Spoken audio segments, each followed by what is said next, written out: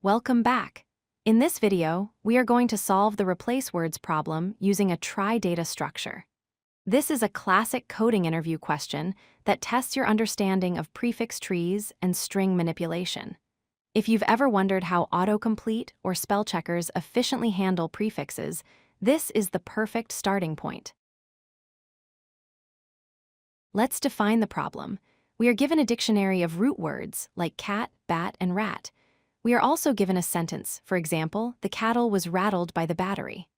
Our goal is to replace every word in that sentence with the shortest root from our dictionary if the word starts with that root. So, cattle becomes cat, rattled becomes rat, and battery becomes bat. You might think, why not just check every root against every word? That is the naive approach. If we use standard string functions like starts with, we end up comparing every word in the sentence against every single word in the dictionary. If the dictionary is huge, this becomes very slow. A trie, however, is designed exactly for this. It allows us to match prefixes efficiently without redundant checks. A trie or prefix tree is a special tree data structure. Unlike a binary tree, each node doesn't hold a value but represents a character. The edges connect these characters to form strings. The path from the root node down to any other node represents a prefix. This structure allows us to share common prefixes, like the letter in apple and apply, saving space and lookup time.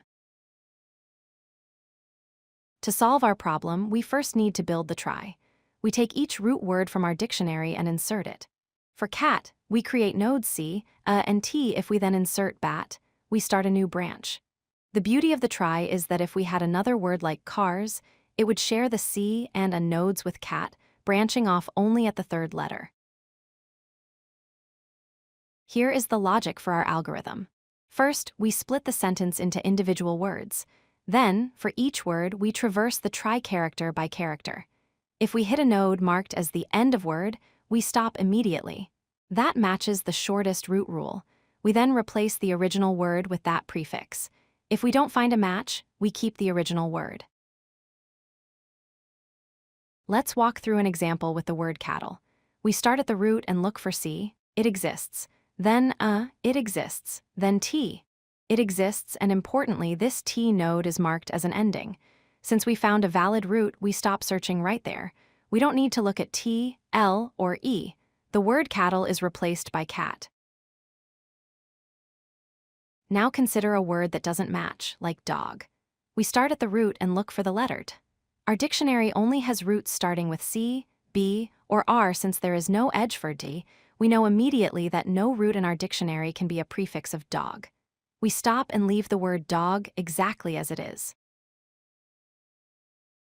Let's talk about performance. Building the trie takes linear time relative to the total number of characters in the dictionary. For the replacement phase, the complexity is proportional to the length of the sentence.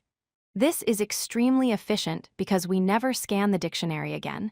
We only traverse the words in the sentence once. To wrap up, tries are the go-to data structure for prefix-based problems. They allow us to perform replacements in linear time relative to the sentence length, which is much faster than the naive approach for large dictionaries. Mastering this pattern is a great tool for your coding interview toolkit. If you like this video, hit that like button and don't forget to subscribe.